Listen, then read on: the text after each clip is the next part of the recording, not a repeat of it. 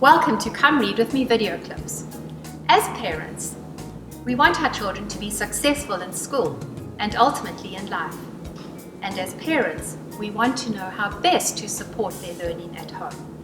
These 6 video clips will give you tips on how to keep home reading a fun and positive experience, both for you and for your child.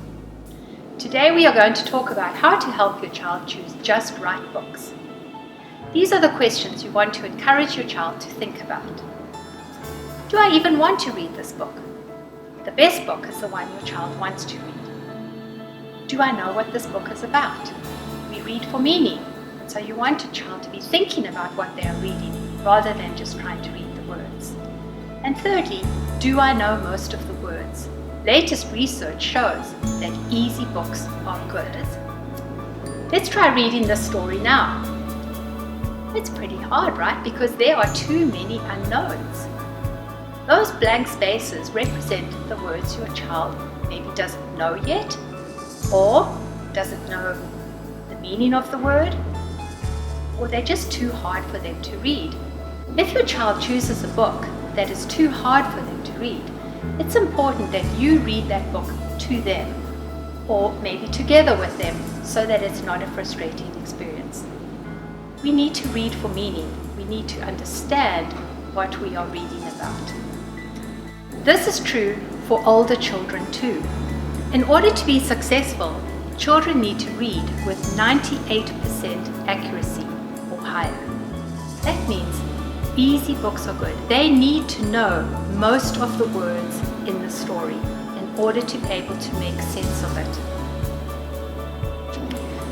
Just right books for beginning readers are books with lots of repetition and patterns so that they can build up their bank of sight words. They need to read these words and see these words over and over again in order for them to be able to memorize them and recognize them by sight. Sight words are high-frequency words or commonly used words that students need to learn to recognize by sight without having to decode them. Many of these words do not follow a spelling pattern, which can make them difficult to sound out or spell.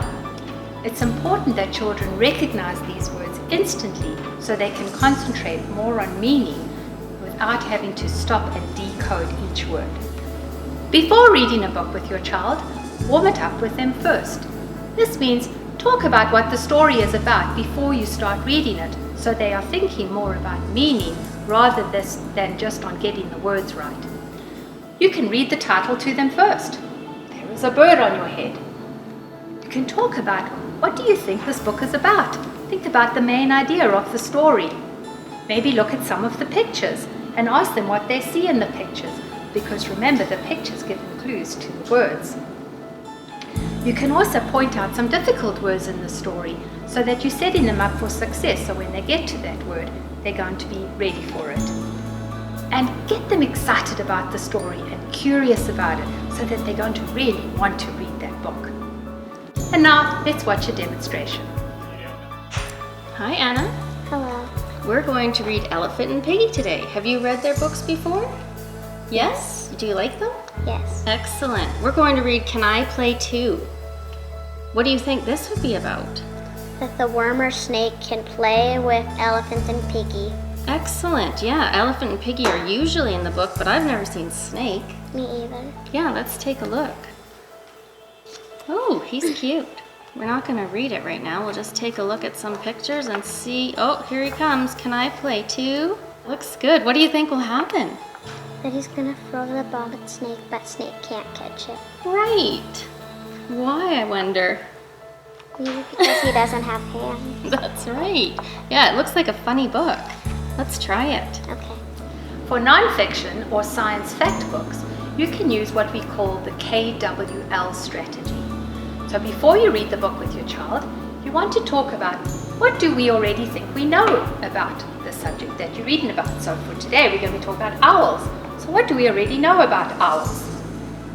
Ask them something they know and share something that you know too. And then you want to talk about, what do we wonder about owls? Maybe we wonder, what do they eat? Or what are their babies like? And Again, get your child to share something they wonder about or want to know, and you share something too. When you finish reading the book, you can talk about something new that you learned about owls today. This strategy makes reading really meaningful. Your child knows that they want to learn more about something.